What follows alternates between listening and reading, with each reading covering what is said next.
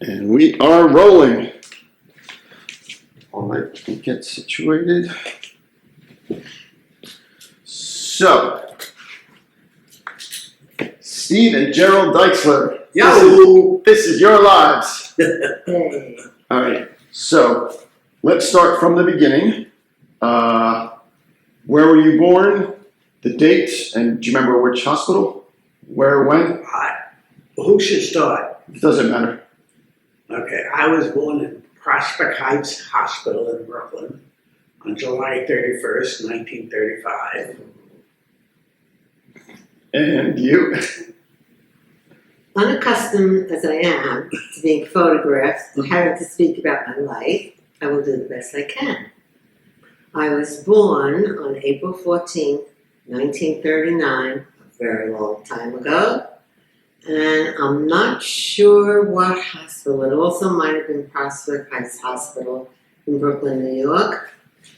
And my parents named me Geryl Scheinman. Somebody suggested the name to my father where he worked. And they liked the name, but they thought it was so different at the time, they did not give me a middle name. So here I am, happy to be just Geryl. All right, sounds good. And now let's talk about your beloved Coney Island. In which part of Coney Island did you grow up in, and on what street? Okay, I grew up on 3001 West 29th Street, which was on 29th Street between Surf Avenue and Boardwalk, in an apartment house that was quite large and next to the Half Moon Hotel, which was a very famous hotel in Coney Island. Abe Rellis jumped from the 13th floor after the police threw him out of the window. He jumped He was supposed to be a witness at a murder incorporated trial. And do you remember what year that was? I was a kid. I don't know. I was maybe 9, 10 years old, so it probably was 1945 or something. Okay. And do you remember any police activity outside the building after it happened? Oh yeah. Any... I came home from the restaurant and I saw the police, and there was all kinds of commotion, but I didn't understand what it was about. Okay. All right. Feet. So, all right. Abe Rellis either jumps or gets pushed. He got pushed by the police. And what was the reaction in the neighborhood? Was it a big No. to-do? No, in those days it wasn't. There wasn't the communications that you have today. True. There was no television. It was just in the newspaper, that's all. But was there a crowd outside the hotel? No. He fell onto a parapet that was about 2 stories high. He never even landed on the ground. Oh, gotcha. And he was allegedly part of Murder, Inc.? Yeah. Okay. I think that might have been founded by the infamous Albert Anastasia. I have no idea. All right. I know there was a lot of organized crime in those years. Right. Okay. All right. And Mom, what part of Coney Island did you grow up in? In the part right near Gravesend Bay. It was toward one end of the island. Mm-hmm. And we lived in a 4-family house. Those are the type of buildings that were on the block at that time. And as a young person, all my friends lived on that block. And we had a great time. And didn't ask that. It's a simple question. Let her speak. Until tomorrow, Tisha. Let her speak. So all your friends... This is on, so I'm going to say something. And your friends were in similar dwellings? Yes, they were. And nearby? Yes. Obviously. All right. Very good. And what did you guys like most about growing up in Coney Island? Well, it was really a nice place to grow up. Most kids, I think, very young, stayed on their own blocks. Mm-hmm. and we'd get together on somebody's porch or somebody's house. And as we got older, we were able to go to the other end of Coney Island where all the rides and everything was happening. Right. Okay, we'll get to that soon. Excuse me, Dad, what did you like most about growing up in Coney Island? Every day, winter, summer, spring, and fall, you would go down. If it was a school day, it would be after school. If there was no school, it would be in the morning. But you would go downstairs and there would be tons of friends on the street. And you would be able to either play stickball or football or go to the beach or do something. But there was always activity, and it always was with other people. And there was no reason to stay up in the apartment or do anything but play with your friends. Mm-hmm. All right. And I remember, Dad, you once told me you grew up with plenty of relatives, surrounded by plenty of relatives in the building and in the neighborhood. Right. Do you remember who lived in the building and in the neighborhood? What was that like? In the building, I had my cousins and my uncle and aunt, Joe and Jean and Stanley and Eleanor, Komitor, and my grandparents also, Sam and Bessie, lived in the same building. So I had my grandparents and my cousins, and then my other grandparents owned a restaurant in Coney Island, and they were always there, and so were my cousins, the Margolises, Richie and Sheila and their parents. It was always family around. Life was with family. Mm-hmm. And even some of my cousins that lived in other parts of Brooklyn were always around because of the restaurant. Mm-hmm. And when you say your other grandparents, that was Benjamin and Minnie? Yes, Deixler. And that was Herman's Those were the parents. Deixlers, my father's parents. Yep, and Benjamin is the one who owned the restaurant Correct. and ran saloons before that Correct. in Manhattan. Okay. Ma, did you have any relatives living nearby when you grew up? No, we did not have any relatives living nearby. We had relatives who lived in the Bronx, Mm-hmm. and that was a big deal to go there or for them to come to us. Right. Yeah, that's a haul back then from Coney Right. Island. Was it a Well, couple of train rides? We saw them, and I was very, very close with my cousin Barbara, Mm-hmm. which is my father's brother's daughter. Mm-hmm. And unfortunately, she passed away a few years ago, and she wasn't that old. But I still have fond memories and a lot of pictures of us doing things together. Mm-hmm. Okay. Very good. Okay. All right. So tell me about your parents. What are some of your fondest memories of your parents?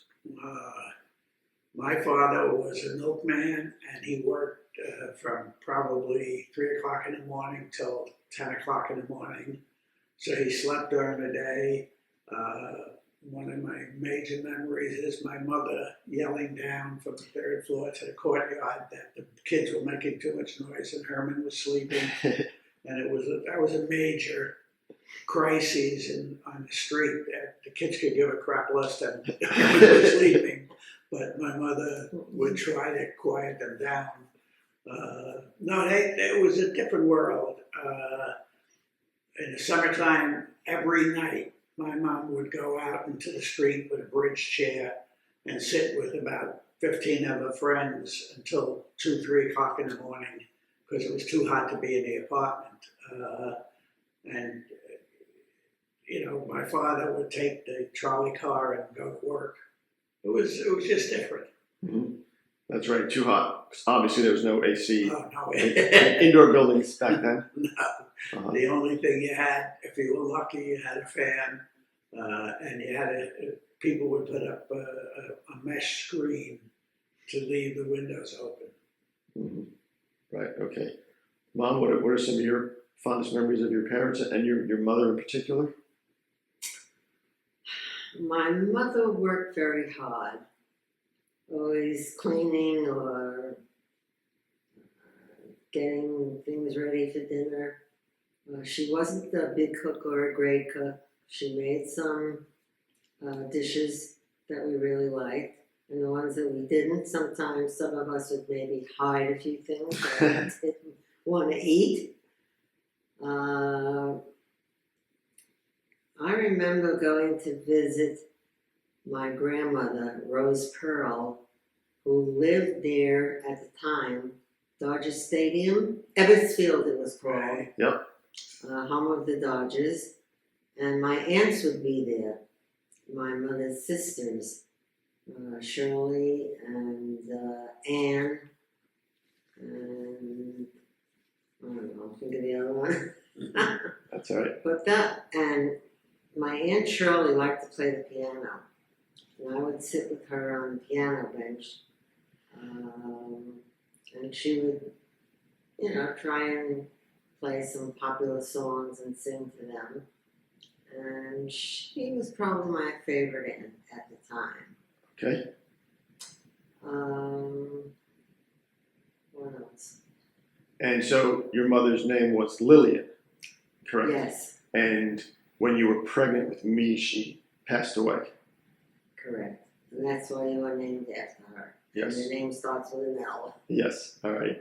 And I always thought that was very cool that I was named after her, Okay, good. especially after I found out more about her from Alan when he told me how creative she was. And She was. She did some artwork. She was busy with the PTA at school, the Parent Teachers Association. Mhm. And at one point, as we were getting older, she decided she wanted to become a nurse. Mhm. And she went to nursing school. And she was, at the time, one of the very few students that were white. Mhm. Most of them were black ladies. Mhm. African Americans. Excuse me, African American. That wasn't a term we used when I was growing up. Right, I know. When she finally got her license and did become a licensed practical nurse, things got bad, and shortly after that, she had a brain hemorrhage, and she did pass away. She was at the Coney Island Hospital, which wasn't the best of hospitals, Mhm. but unfortunately, she never got to do what she really wanted to do later in life. Which was the nursing. Yes. Okay. All right. And do you have what are your fondest memories of your grandparents? Well, my grandfather was very religious.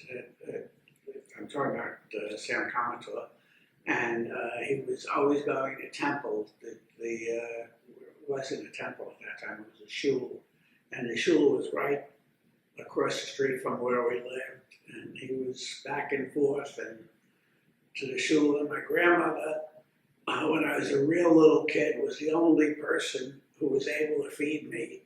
She would come up to our apartment, and I lived on bananas and sour cream, and she would put me on a windowsill and feed me bananas and sour cream, which no one else was able to do. It was an interesting situation. My most fondest memory is during Passover. No, it wasn't Passover. It was Rosh Hosanna. It would be about the same time as the World Series, and the Brooklyn Dodgers and the Yankees were in the World Series almost every year. Yep. And I would try to listen to it on the radio, and my grandfather would come back from temple and scream and yell at me that I wasn't allowed to do that because it was a big Jewish holiday, which I didn't understand anything about. But we had that conflict all the time. Right. Anyway, when you said Sam's wife was Bessie. Bessie, and what do you mean she was the only one who could feed you your bananas and sour cream? I was a terrible eater. I mean, really terrible. My name as a kid, from my friends, my name was Skinny. Bonesy, because I was just skin and bones, And my mother found it very difficult to feed me, so my grandmother would come in and do the duty of That trying definitely changed. to get me to eat bananas and sour cream. What do you mean it changed? Well, Because he became a very good eater as he got older. Oh, okay. And was not picky at all about the food he ate. One of the most upsetting things I ever seen my mother involved in was when I was in basic training in the Army, and they came to visit me at Fort Dix, and I had gained weight in basic training because they were feeding me all kinds of potatoes and, carbohydrates. Right. And she couldn't understand how I could gain weight in basic training when all the years she tried. She was a terrific cook. I mean, a really, really good cook. Oh, yeah. And she tried to feed me, and it didn't work. Okay, now, so let's talk about Uncle Joe's coat factory. Joe was Nana's brother. Correct. Yep, Joe Komitor. He had a large-size women's coat factory in Manhattan, and I worked for him from the time I was in junior high school through high school. I was a shipping clerk. I could still ship coats very efficiently. And very good at packing. I'm very good at packing. So that's where you get it. You are good at packing. It's All all right. from Komitor. Do you remember where in Manhattan the factory was? Well, when I first started working for him, we were at 162 West 34th Street, which is directly opposite Macy's on 34th Street near 7th Avenue. Mhm. And we could see the Macy's Thanksgiving Day Parade from where his building was. Oh, cool. And I did go there a few times and watch the parade from the building. In those years, it was before television, so they didn't have the group stop at the center of Macy's and do entertaining. It was just the parade just went through like anywhere else. Yep. But it was interesting to see. Mhm. And now, when you were, was it in high school or junior high? Didn't you play hooky, skip school when he was busy? Yeah, that was basically in high school. Periodically, and it wasn't often, but periodically my Uncle Joe would say to me, maybe you don't have to go to school today, we're really busy. So I would say, okay, and I would go into Manhattan and I would work as a shipping clerk. And the biggest thing about that was in those years they had truant offices that knew about all of these garment center places that used underage children to work. And so the truant officer would come into the building, and from the first floor on, they would tell everybody that the truant officer is coming up to see you. So my uncle would make me hide in the coat rack on the second level of the coat rack with another shipping clerk that I worked with. And we would wait for the truant officer to go through the facility and then come back down and go back to work. All But right. it was different. It was a different world. True. Now, what do you remember about hiding in the coat rack? Were you scared? Or? Oh no, it was Tony and I. Tony was the other kid, and he and I would go up there and we'd laugh, and it was all a joke. To me, everything in life was a joke. But did the truant officer ever make it to like your floor or the room you were in? Oh yeah, sure. They came through, and we would just They sit found you? quietly. We would sit quietly up in the coat rack and hide behind the coats, and then they would leave, and we'd come back down and go back to work. Did you remember what the fine was if Uncle Joe got No caught idea. with kids? No idea what anything was. I mean, I'm sure my uncle would get into trouble for harboring children, but it didn't have any effect on anyone. We could care less. All right. Okay. All right. Now, you mentioned just a few minutes ago that your mother, Nana Rose, was a great cook. I certainly remember some of her meals. What were your guys' favorite meals that she made? Well, she was a terrific cook. She made different meals every night. We ate meat most nights. And me being the perfect son, the thing I liked the most was she would bring home steak and chop it in a chopper to make hamburgers, and I would eat it before she cooked it. I would eat it right from the chopping machine, and I loved raw beef. So even though she was a great cook, I ate before she cooked. All right. Then she would put the chopped meat. She would put egg and pepper in it. And then she said it was okay to eat raw once she put the egg and pepper in, but I would eat it before she did that. Okay. I certainly remember Nana's pot roast and mashed potatoes were absolutely amazing, Yes. and I don't know if they can ever be duplicated. Well, your sisters have tried to do that. They have the recipe. Oh, I know. Yeah, Karen's is good, but it's not Nana's. She was a special cook, and she could bake, she could cook. She worked Well, she in the enjoyed kitchen. doing I mean, it. she was a housewife extraordinaire because she was always making a meal. There was no such thing as a TV dinner or going out to eat. We never, ever went out to eat. The only time I ever ate out is they would give me a quarter and I go to Nathan's and get, frankfurters and French fries, and that was it. Other than that, never. Yep, and We ate in a restaurant once in a while in Dyksville's. I remember she hated takeout food. She never wanted. I remember when we would discuss, we'll just bring it in. She's like, no, it's not the same. And I know she liked Chinese food. We had to go to the restaurant. She refused to do takeout. Which is incorrect to say, but when we were kids, it was always the Chinks, and we went to the Chinks almost every Friday night. All right. And that was a ritual that we had. And I just said before that we never went out to eat, but we did go to the Chinks periodically. In Coney Island, you never No, went? they were in Brighton. It was in Brighton. It was a big trip. Brighton Beach? Brighton Yes. Beach. Is that right next door? Yeah. Coney Island? All right. No. All right. So now tell me about your grandfather Benjamin's restaurant. The last one was called Dyksler's in Coney Island. Right. On 32nd Street, Mermaid Avenue. I grew up from a kid, through the whole war. We would go to the restaurant most days because even though my father worked as a milkman, he periodically worked in the restaurant as his brothers. But my memory of the restaurant is mostly the restaurant was halfway between where I lived and PS 188, which was the public school I went to, and a couple of friends and I would always go to the restaurant for lunch. Mm-hmm. And you talk about pot roast, but no matter what we would order, and my friend Nomi Berkowitz always tried to order something, my grandfather would give us pot roast. So we always ate the same thing for lunch because it was free and it was in the restaurant. No, but Nana never worked or cooked there, did she? No. All right.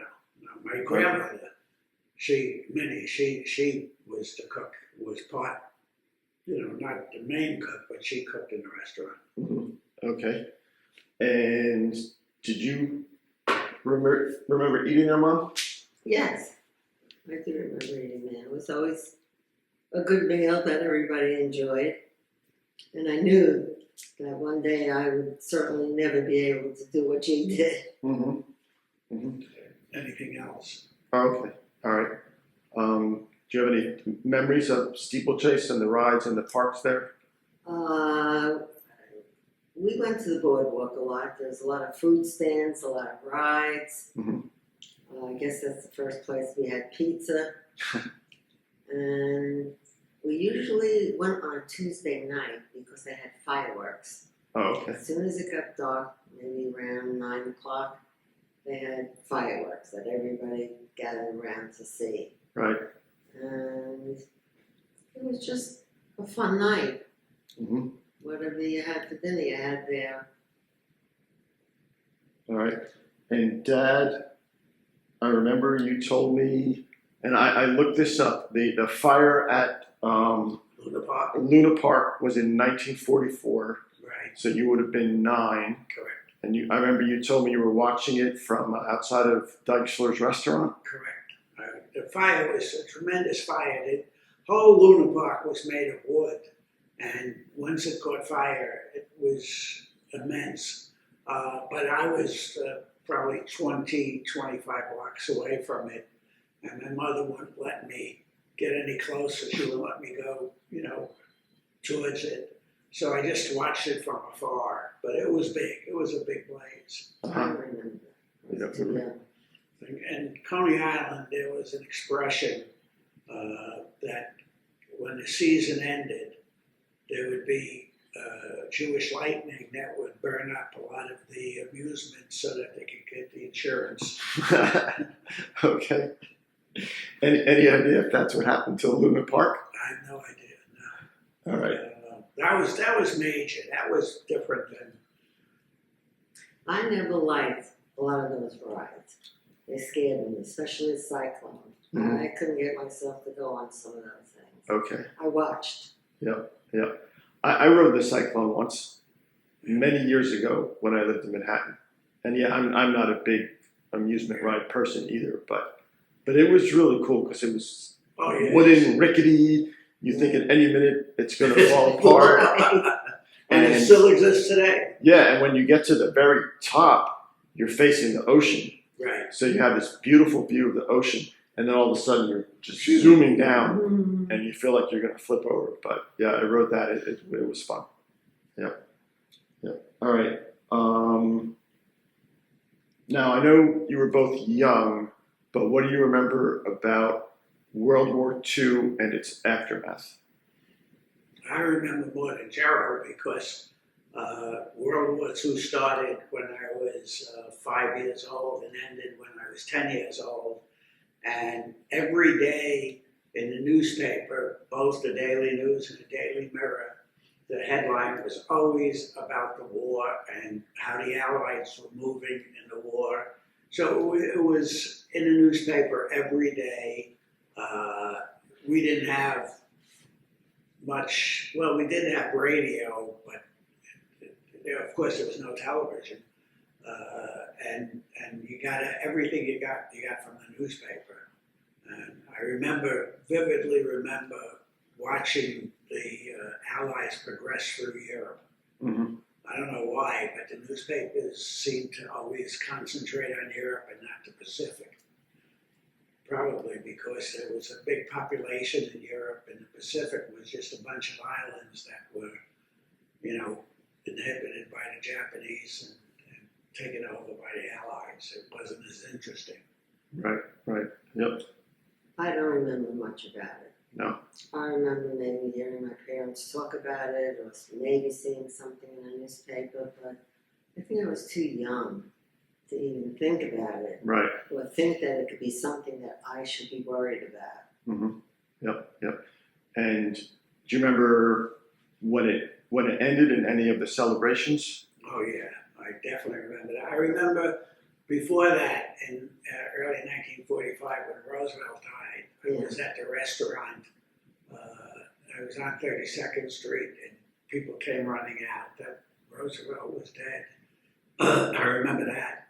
And I remember when the war ended and all the celebration. And the big thing that I recall about that is that when you went to the end of the boardwalk by Seagate, you were at the Narrows, which is the entrance to New York Harbor.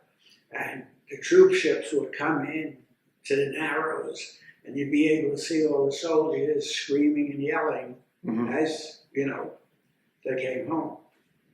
Yep. All right. Group. There weren't many groups then. 4 guys called the 4 Aces. Mm-hmm.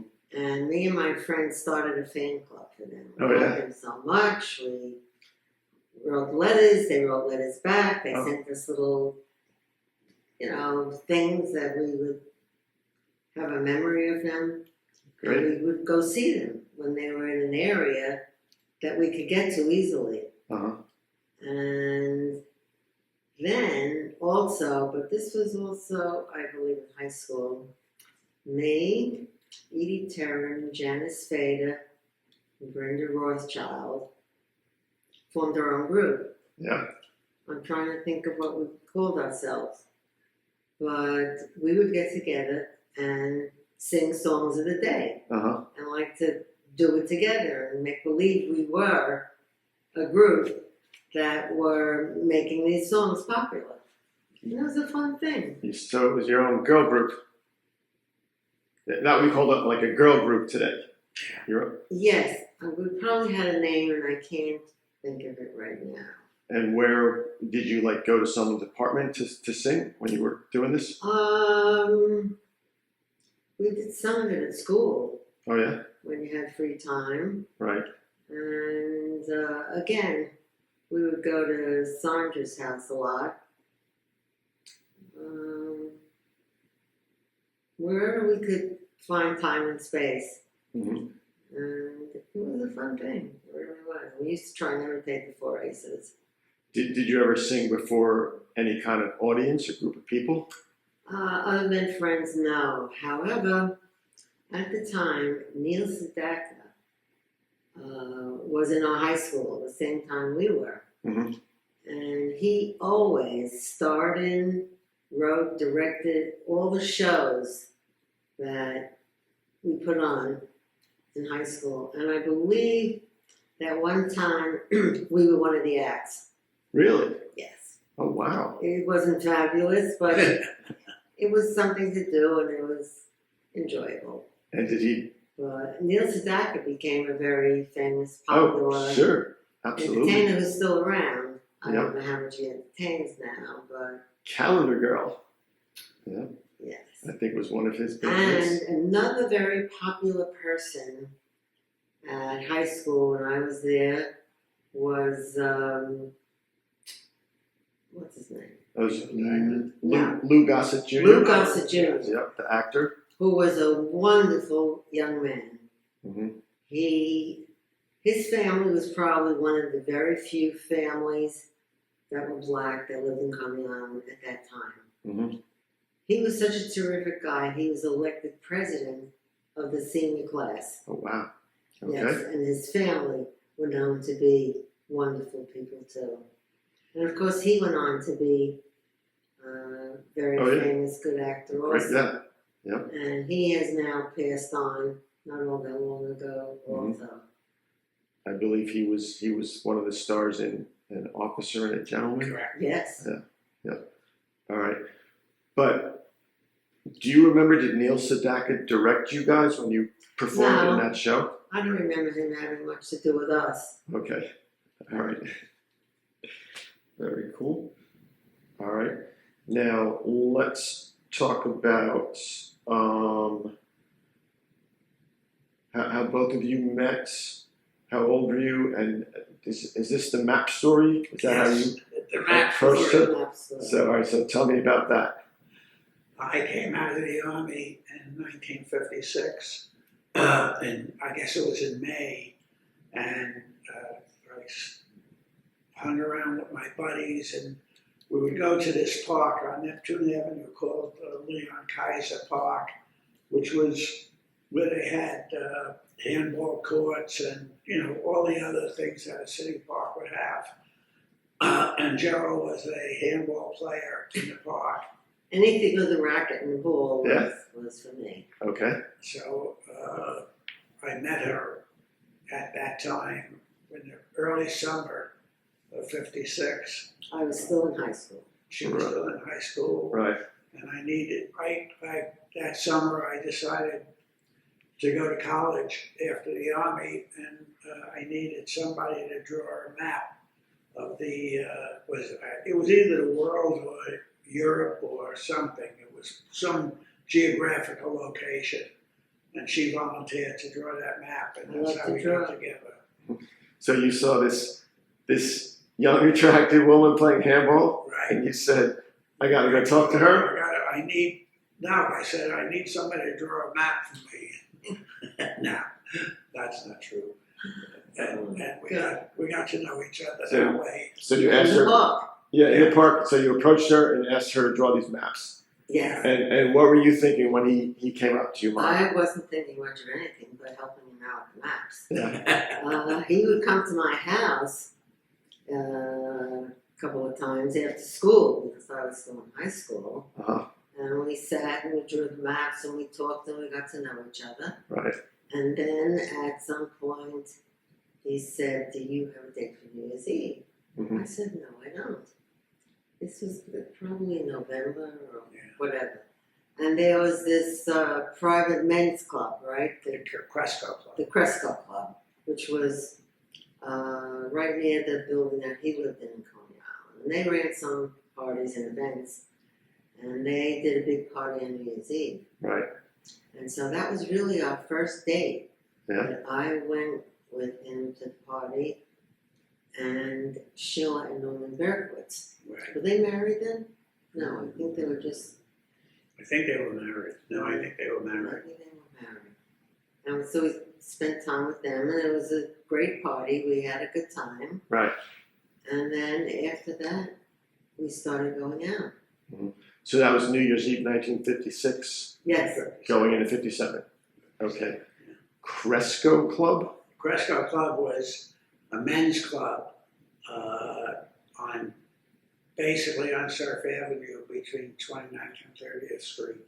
That all the men in the apartment house I lived in were members. They were most of the people who lived in the apartment house were either bookies or runners at the track.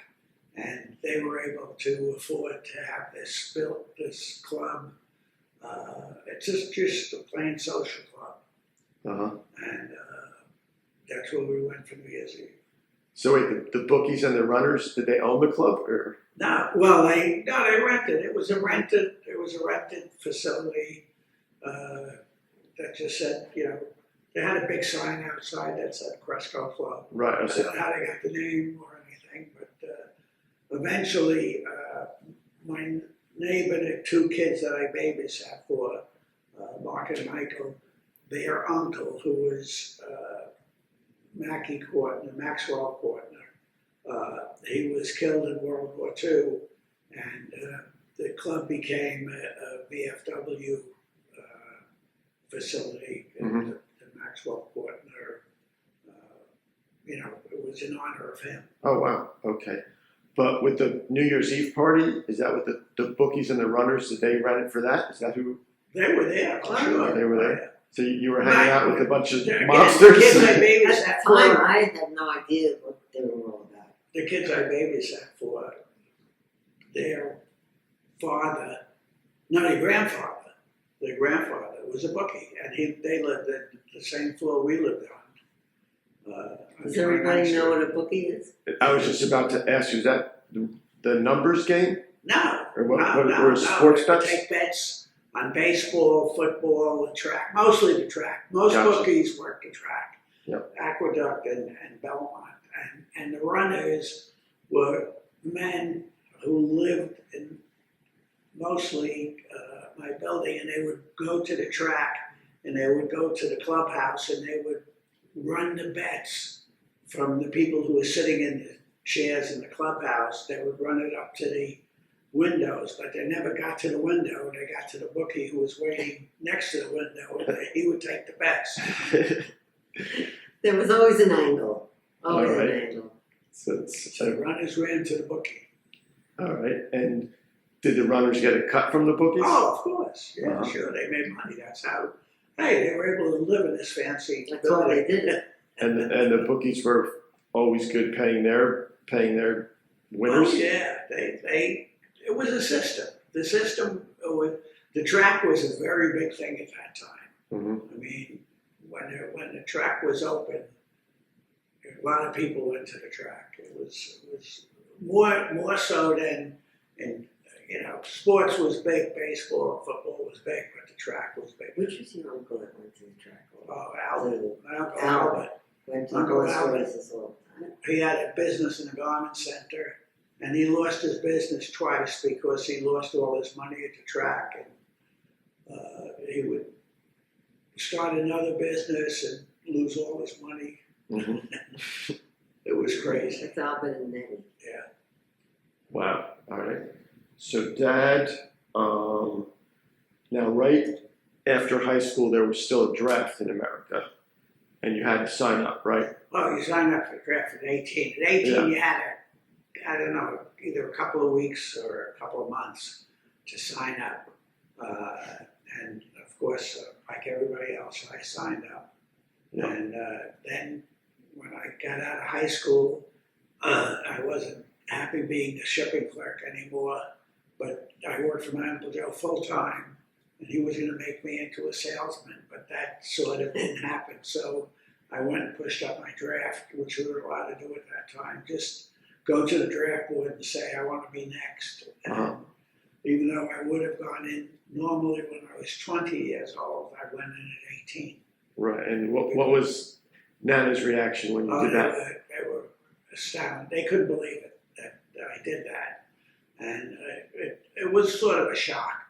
But the fact of the matter is I had no choice. I had gone to the draft board and done that before I came home from work. So I was already done when they found out about it. Mm-hmm. They may have tried to talk me out of it if I had gone to them first, but I didn't. I went to the draft board first. Right. Okay.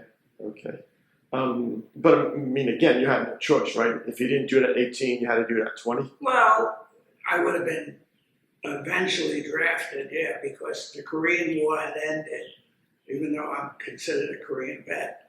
But they were still drafting because of the problems with Russia.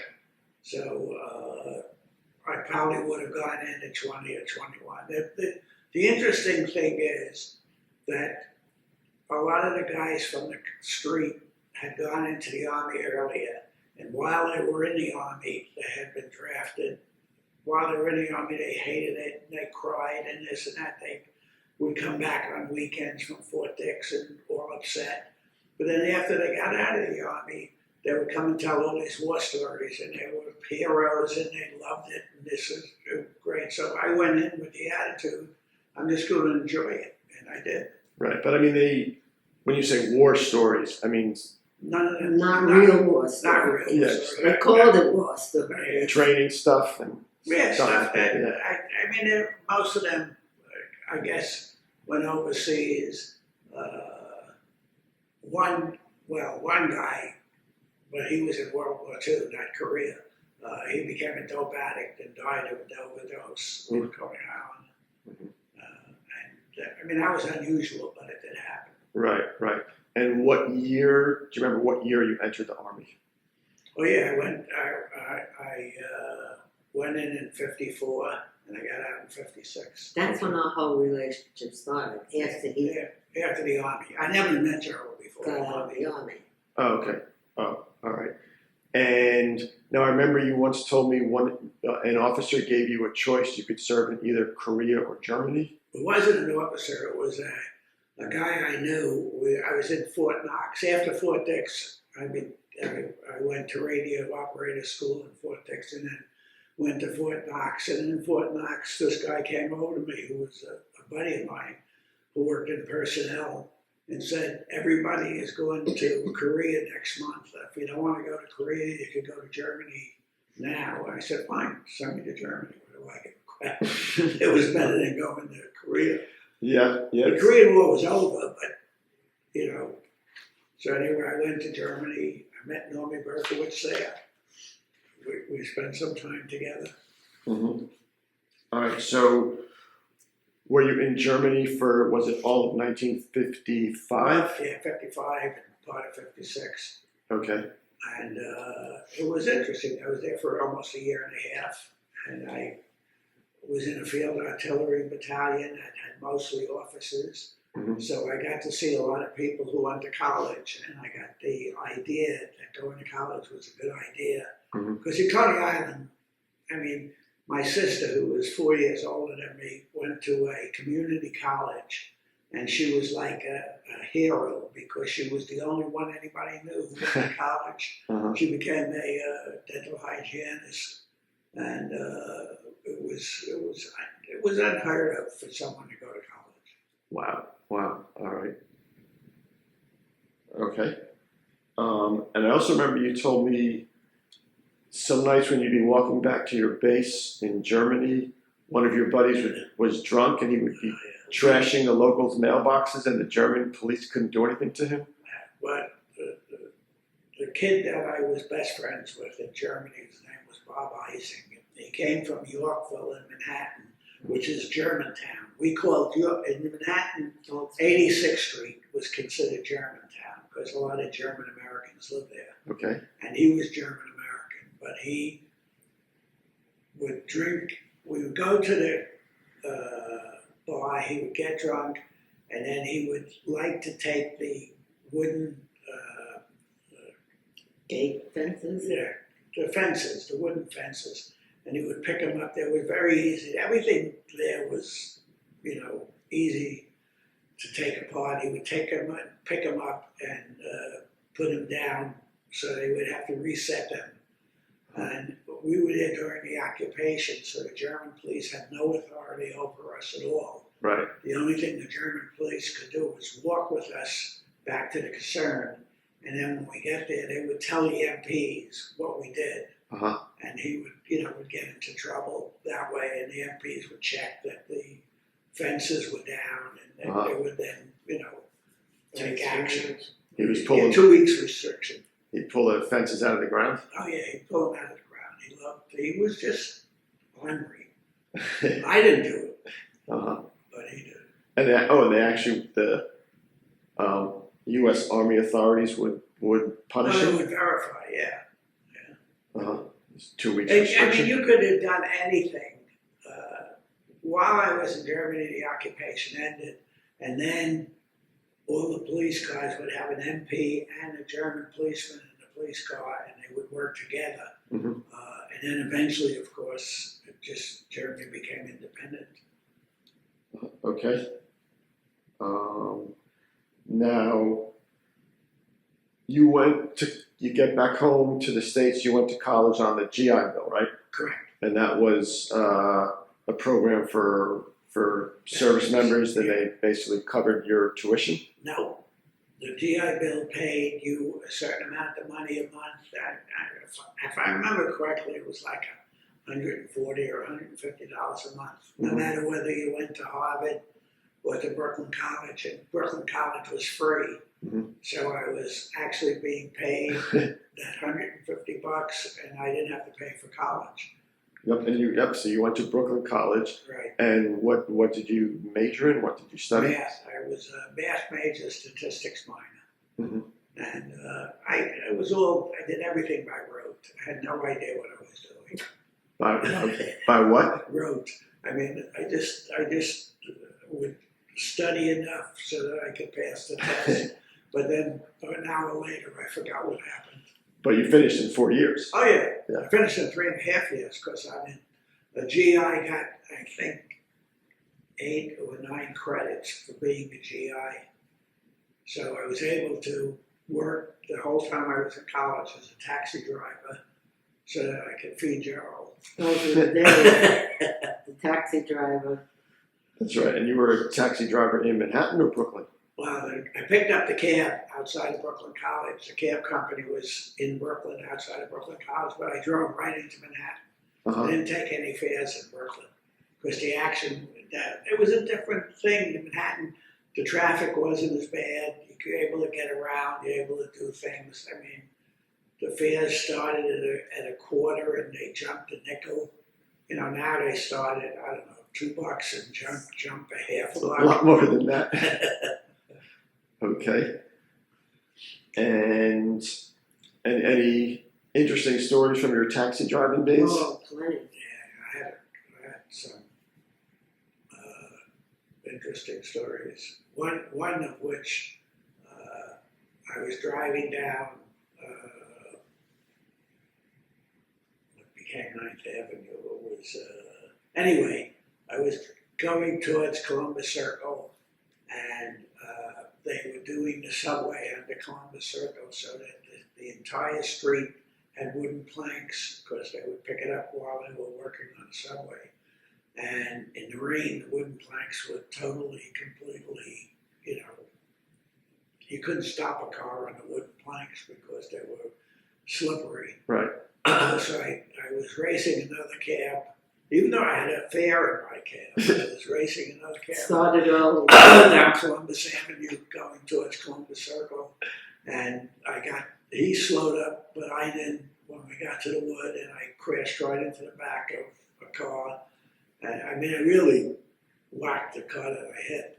And it was you just, the fare just paid me and got out. They didn't want to know anything about what happened. Oh, And then I had to go to a phone booth and call the insurance company, and they go right there to the accident scene and try to settle with the guy I hit. Then I call the cab company, and they get a tow truck to take the cab in. Right. What was the reaction of the driver in the car who you hit? Oh, I don't remember. They were shocked. Yeah. They were waiting at a light, minding their own business. All right. And this was right by Columbus Circle? Yeah, at Columbus Circle. Okay. All right. Yep. Okay. you know the guys that you got in the cab and they would drink. Oh yeah, I had two guys that were drunk in the back of the cabin. They were drinking the Sneaky Pete. And the guy says to me, "Do you want a drink?" And I said no. And the other guy grabbed me around the neck, and they handed the bottle to me. So I drank. They Really? said, "Well, Yeah. have a I don't drink." know. It was in their mouth. They were ornery guys, but I had no choice. So So Took a sip. Was it whiskey? yeah, it was some kind of whiskey. I don't Was know that what when the you hell it left was. the cab? No, that was a different time. Oh, different. All right. A different time I was in Brooklyn, and two guys are arguing with each other who was going to pay, and they decided I was going to pay, and I was the cab driver. So I was on Eastern Parkway, right in the middle of the street. I stopped the cab and ran out, and they got out of the cab. They never paid, of course, but I got back in and drove away. Oh, okay. So Did you have to call your boss when that happened, or? just take it with a grain of salt and go on. Okay. Now, let's talk about your wedding. It's August 30th, 1959. All right. And where was it? It was at the Adler's Caterers, which is on Eastern Parkway.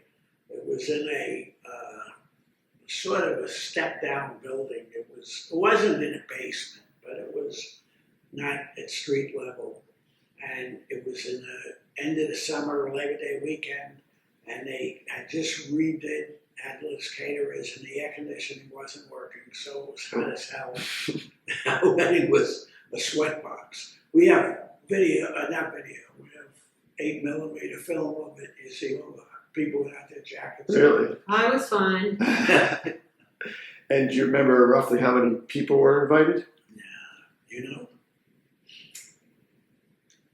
Uh, probably 100 or something. yeah, probably 100 some odd people. All right. Now, I remember you told me Uncle Alan came up to you, Mom, and he had a concern. What was his concern? He was so cute. Of course, I was the oldest of the family. He was the youngest. Yep. He was about 6 years old at the time. And he said to me, "Where are you going to live? Are you moving out of the house?" I said, "Yes, we're going to have our own apartment somewhere." And tears started coming down his eyes. I said, "What's the matter?" He said, "I'm worried. Where are you going to live? What are you going to do?" He Typical couldn't Alan. imagine that I was going to leave the house Uh-huh. and not live with them anymore. I mean, he grew into it, but Right. he was upset at the time. Okay. All right. So, Dad, what was your first job after college? I graduated in January of '60, and I got a job at Bendix Corporation in Teterboro, New Jersey. So I had to commute to New Jersey from Brooklyn, and I was a statistics analyst on the Pershing missiles, which were military missiles that were built at Bendix, and you would have to have the gyroscopes measured very, very, very tightly to make sure that they were the correct tolerances. And all I did was that kind of stuff. But they had to have secret clearance for that. Oh no, I didn't see After that job? the next job, my second job, I worked there for about a year, and then I decided that wasn't for me. And by luck, I happened to see an ad in the New York Times for a computer programmer at the Rand Corporation, which had a facility in New Jersey called System Development Corporation. And I applied for that job in the Empire State Building, and I got the job. And they sent me to programming school, but you couldn't go into the building until you had top secret clearance. Mm-hmm. So it took a couple of months of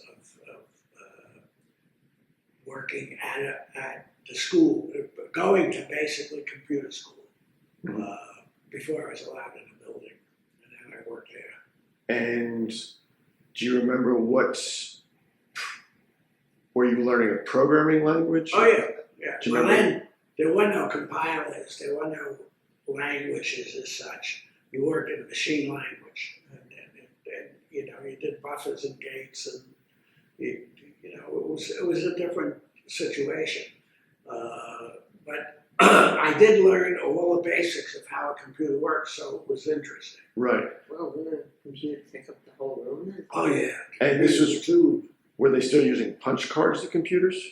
That was punch cards was tabulating equipment, which was different than computers.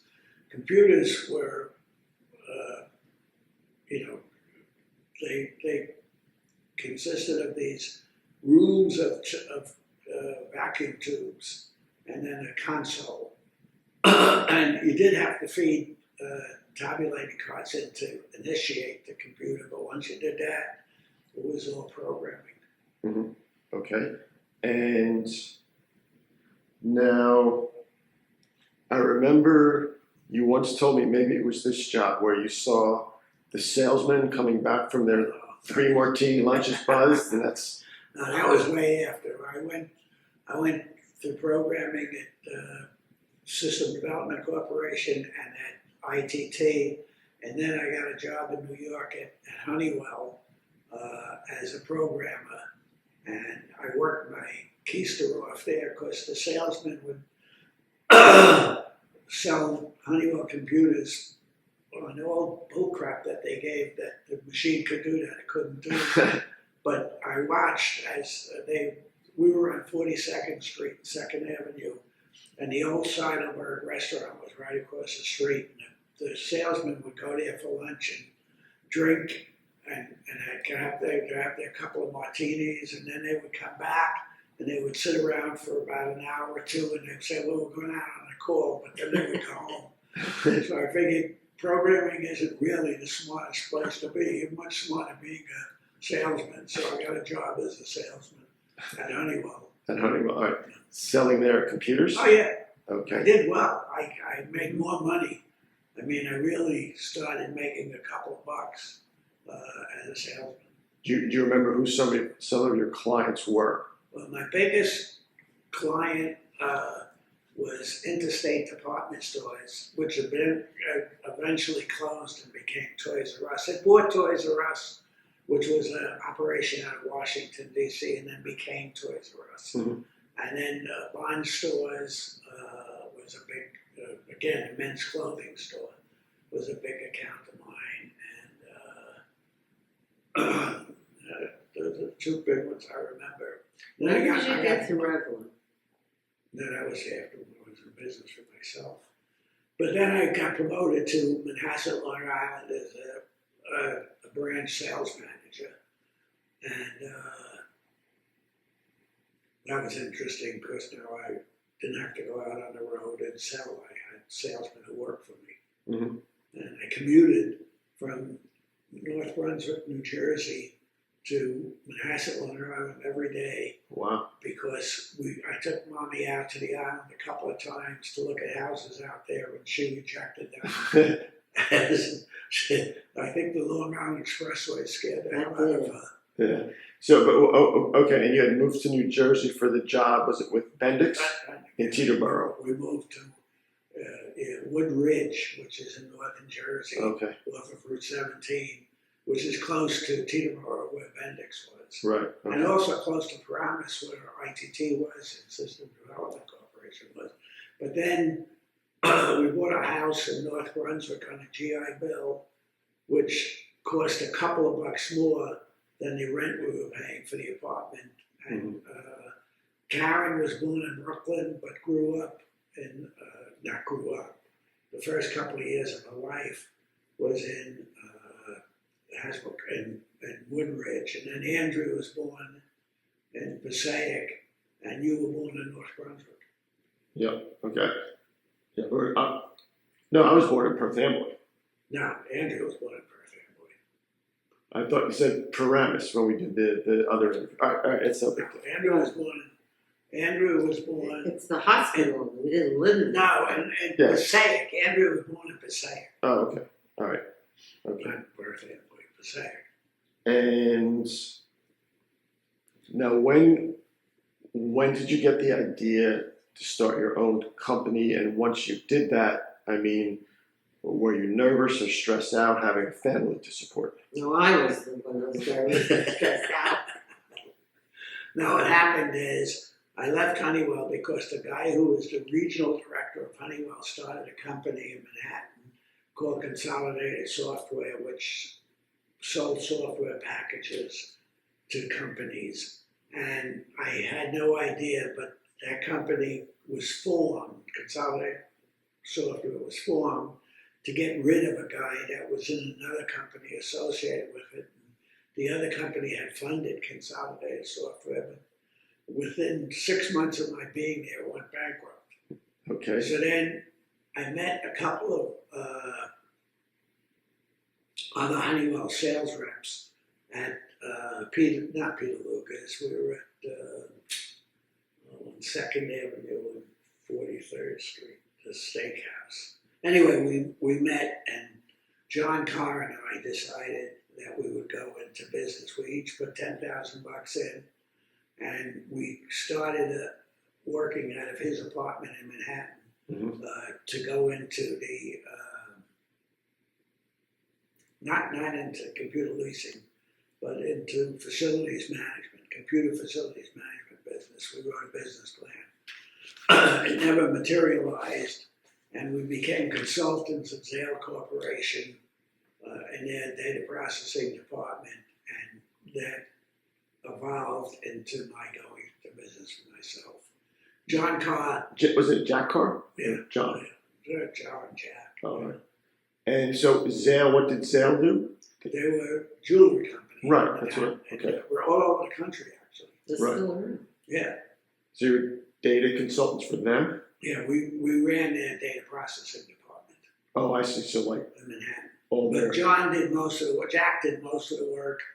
I did some of the work, but I then started becoming an agent for a company in Stamford, Connecticut. There was a bunch of ex-Honeywell guys who were doing add-on memory onto IBM computers. Mhm. So I became an agent for them.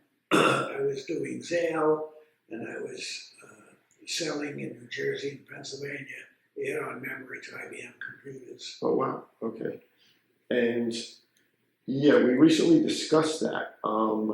When I told you this camcorder has a tiny little memory card, 8 gigabytes of memory. What was the memory like that you were selling? Well, the 360-30s that were the main IBM computers at that time had 32K, which is really Nothing. 32,000 bits, which is nothing. I mean, it's infinitessmal. Yeah. And we would add 16K onto the 32K, and it would take a guy, engineer, entire weekend to wrap the memory onto the computer. So this was a big mainframe, right? Yeah, they weren't big. They were by then they were transistorized, so they didn't take the space of. You needed a false floor for the wiring to go from the mainframe to the printer into the tape drives. Uh-huh. The mainframes were very big. And so it was 16K that you were selling? Yeah. Of memory? 8K and 16K add-ons. And It was yours, 32K machine. how much it cost, what you were It selling it was for? 30,000, 40,000 bucks. $30,000 or $40,000? Wow, for that tiny amount. Oh yeah, well it took an engineer, two engineers an entire weekend to install it, plus you had all the cost of manufacturing it. So it was, I mean, it wasn't cheap. Wow, that's amazing. It was a hard sell because of the cost. Really? Okay. And what was the first name of the first company you started? It was called the Generation Group. I don't know how I came up with the name, but that was with Jack Carr. Uh-huh. The two of us had the Generation Group, and we were going to do the same thing that Ross, what's his name? Perot? No, Yeah, Ross Perot. Ross Yeah, Perot. yeah, that he did in running facilities for companies, running data centers for companies. Right, but somehow it evolved into you selling IBM computers? Well, no, what happened is the company that I worked as an agent for, CIG, decided that in addition to the memory that they were selling, they were going to start leasing computers. So they developed a package of documentation, and I became part of that. And then I decided that I had enough of that, and I just took their documents, changed the name to my name, and went out and started leasing computers. And the first company I did it to was Panasonic, and then Revlon, and I worked out in the basement of the house, Right. our house on Carpenter I Road. remember that. And Gerald did all the typing and did all of the contracts and everything. And between her and I, the banks loved me because they didn't have accounts like Panasonic and Revlon and things like that. They had mostly small business accounts, and they loved the idea of having leases with these big accounts. Right. Now, the leasing document that you borrowed, did you, tweak it or change it or anything? No, I didn't know what I was doing. But they never came I after never you? read it. Had no idea. And- No, they didn't have it. They didn't know. They were up in Stamford, Connecticut. They had no idea what I was doing. Once I stopped being an agent for them, Right. it just You were gone. I was gone. Yeah. And I had no money. I would say probably the first 2 years that I was in business, I couldn't pay myself. I had, I paid myself sometimes, didn't pay myself sometimes. Right. It was corruption. Gerald had no idea how close it was. But it was in the basement of the Hidden Lake house, right? No. Oh, Carpenter Road? Oh, that's Carpenter started. Road. Oh, okay. So I remember when you worked. I remember when you worked in the basement of Hidden Lake, Yeah. but I didn't really start at the Carpenter Road house. Oh, okay. Very good. In Hidden Lake, I worked in the basement, but then I met Jack Packingham, who lived across the street. Yeah. And he had a building in New Brunswick, and he had space, so I took space in his building because I had 2 girls and Mike Deixler working for me. Mhm. So it was Did you just know too about much. it? Huh? Yeah. So it was too much to be in the basement. Right. Okay. So I moved into Packingham's building. That's when I first realized that I was a company, that I wasn't a joke. It's funny you mentioned. So Panasonic was your first big account. Oh yeah. This camcorder we're using is it Panasonic? Do you remember how you landed that account? No, I everything in my life was cold calling. I cold called companies, try to get the DP manager, try to convince him that he should be leasing rather than buying from IBM. Right. In those days, IBM had 2 plans. You either bought the machine from them or you rented it on a month-to-month basis. So the leasing industry grew up because we would go to a customer and say, listen, you're paying IBM this much money from month to month, but if you sign a 3-year contract, I could decrease that amount significantly. And because you got a longer term commitment, you were able to lower the rate.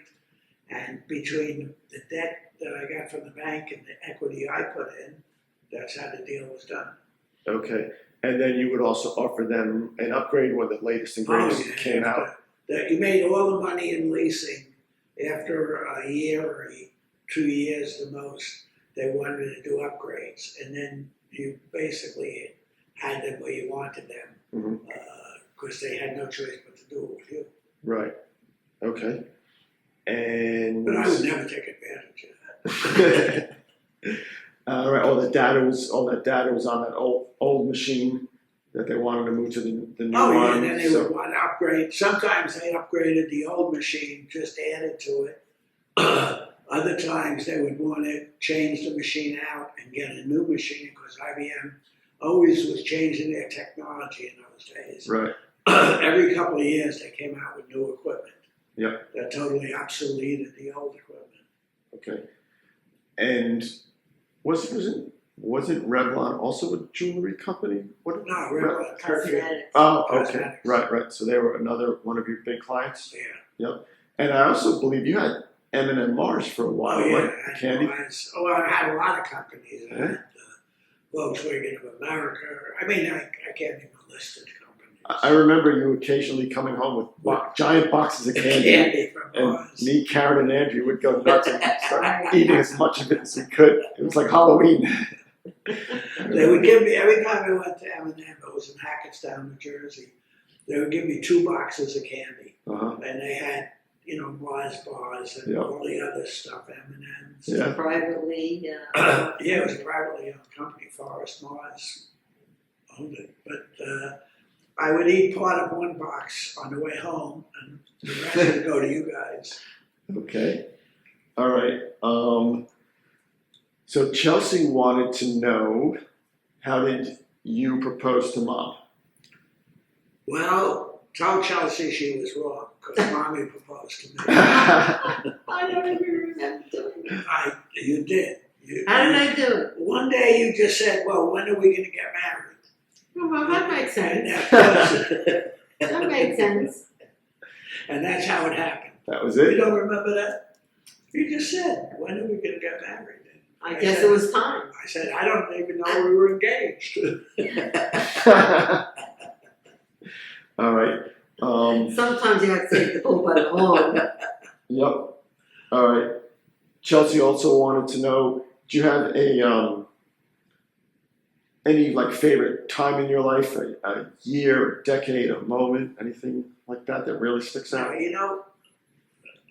in my case, I don't know about Gerald, but in my case, I'm very even-tempered in most things. So I don't get excited about things, and I don't get disappointed about things. I just go with the flow.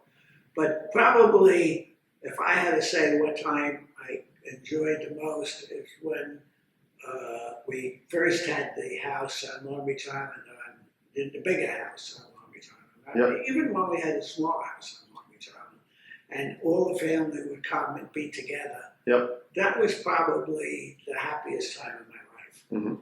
But Yep. I mean, I enjoyed that immensely, especially when everybody would show up on the weekend. Yep. And we would see all the young grandchildren, and Karen and Eric and you would be there. Yep.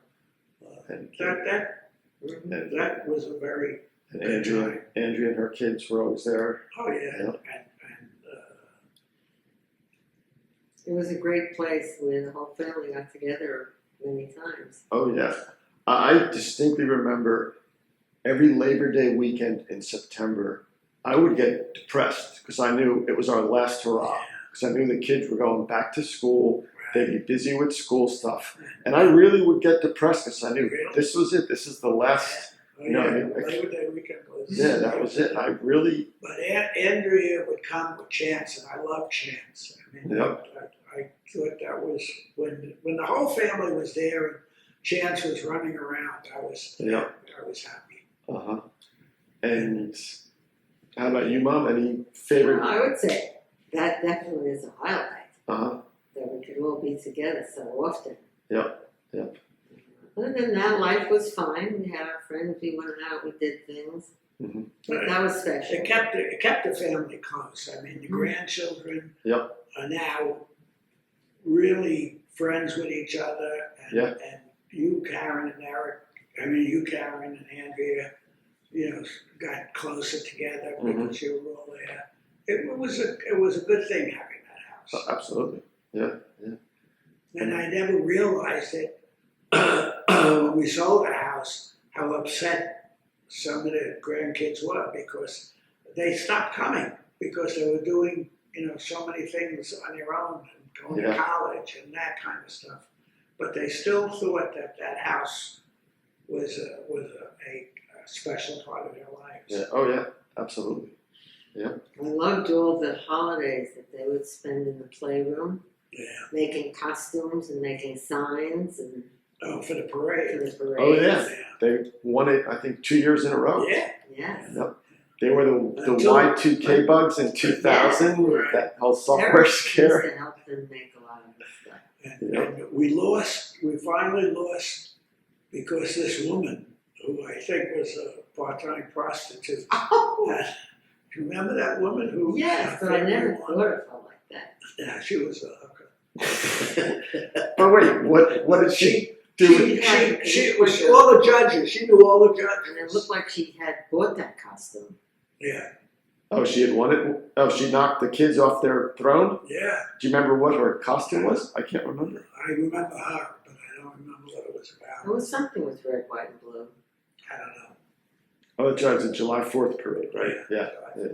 We had the 58 Chevy, the red Chevy convertible. Yep. Well, my windsurfing and kiteboarding buddies also missed that house. That's right. You got a lot of experience out of that house. They loved it because the timing was perfect. It was off season when it was windy, so the house was available. Right. Oh, they loved it. They couldn't wait to get there. Oh, yeah. And we had a good time with the Kirkpatricks next door and their kids. Yeah. Right. So you had Chris. He was a kite surfer. Yeah, he helped me with windsurfing when I was a beginner windsurfer and kiting. Yep. So what would you think are the most amazing technological advances you've seen in your lifetimes? Oh, so there's no question that from the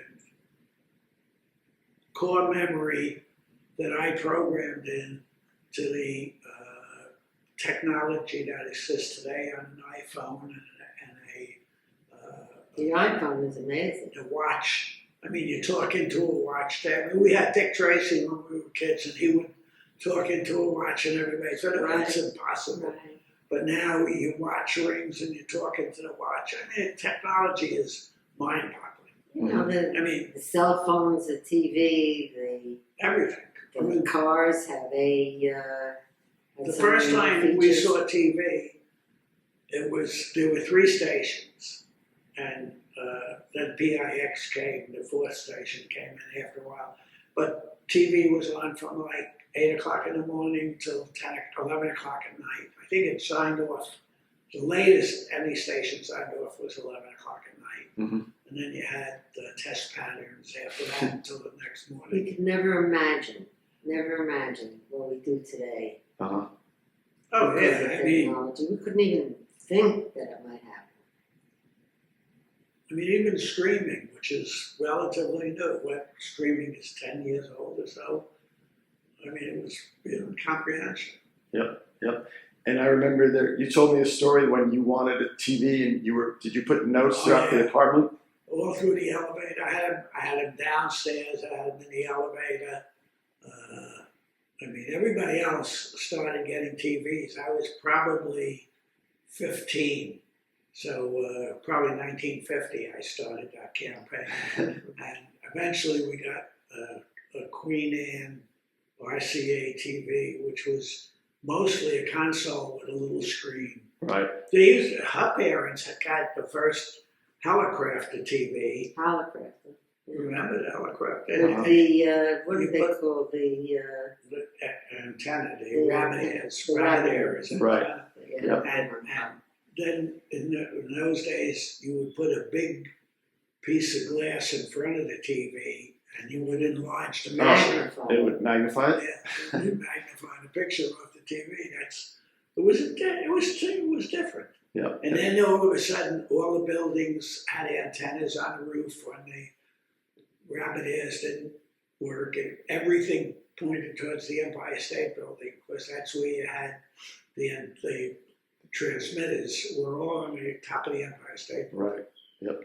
But what did the notes that you put in the elevator? What did it say? I want a TV. Oh yeah, that's all it said. I mean, I wasn't a genius. I just wrote, "I want a TV." And what were Nana and Grandpa's reaction? They laughed. They thought it was funny. Uh-huh. And then eventually we did get one. I don't know how old I was when we got one, but it was probably in the early 50s. Okay.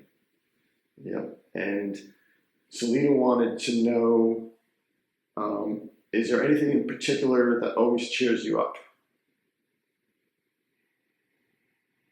Always cheers up. I don't know. I got to go back to Long Beach Island when everybody showed up. Yeah, To being me, that with was- close that friends was- and relatives was always a happy time. Mm-hmm. And since we didn't live that near to everybody, it was even better that we could get together. Okay. Because it didn't happen as much as we would like it to. Right. Okay. Yep. Yeah. LBI was great. Okay. Well, I just wanted to say that you two are by far the most loving, caring, supportive parents anyone could have. And it's definitely reflected in your children and especially your grandchildren. Well, both. I mean, we are truly lucky. I mean, more than lucky, Right. because you and Andrea and Karen have grown up to be significant, honorable adults, and our grandchildren are following in that direction. We haven't had. I talk to other families, and they have kids who are drug addicts, or they have kids who have, major mental problems, and we're lucky. We're just lucky. Well, it's because of you two. Well, we're very proud Yeah. to have the family we do, our kids and our grandkids, that they are wonderful, caring people.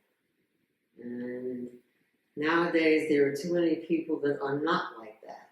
Mm-hmm. And so we are fortunate, and we hope that everybody learn from, what we do. Mm-hmm. And what I'd like to say now at the end of this movie, what do we call it? Video. Interview, that I hope and I know that someday there will be a lot of members of our family who, of course, can't come later on, and so they didn't get to know us and we didn't get to know them. And I think about that many times, about all the new grandkids and people that will come into the family once we're gone. Mm-hmm. And so we just want to say hi. After we're gone. And just enjoy your life and be a good person, and you'll be happy. Yep. Okay. Thank you. Alrighty. We appreciate Yes. the smile that you put the work in to do this, because it is a work. You did an admirable job of creating these questions. All right. Thank you. Thank you. All right. One of the things that we didn't bring out is when we grew up, of course, the rent in my parents' apartment was $65 a month. If you took the trolley and you were still a student, it was 3 cents for the trolley, and then the subway was 5 cents. Wow. That really shows how old we are. So, I mean, it was a different world. I Right. mean, the newspaper was 3 cents. Yep. And A stamp. a stamp was was 3 3 cents. cents. Yeah, a stamp was 3 cents. And what could you get for a quarter at Nathan's? Oh, Nathan's for a quarter, I got 2 frankfurters, a nickel apiece.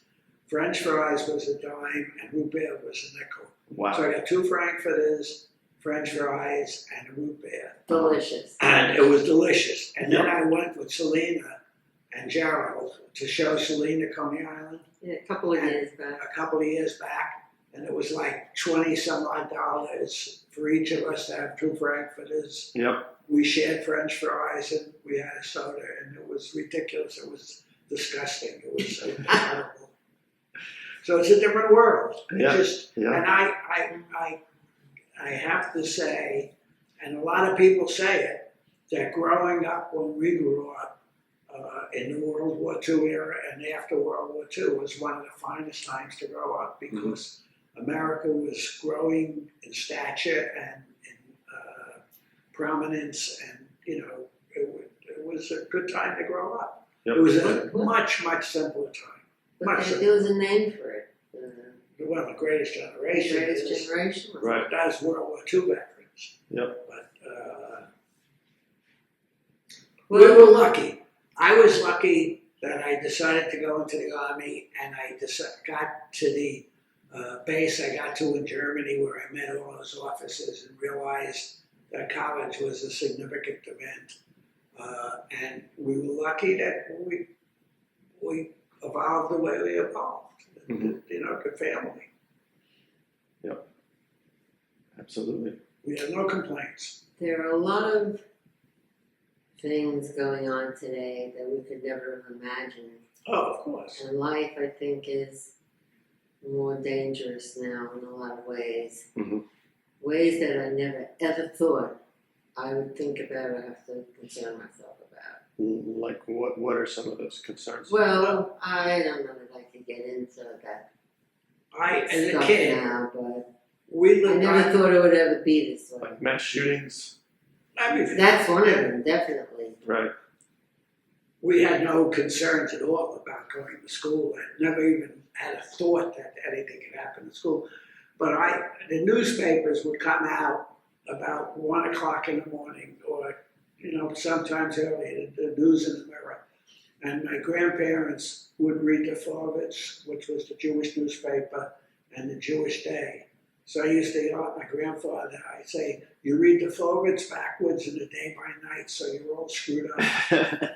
But my mother would send me from Surf Avenue to Mermaid Avenue, where the newspapers were, at 1 o'clock or 2 o'clock in the morning, and it was a quiet, desolate street between Surf and Mermaid Avenue.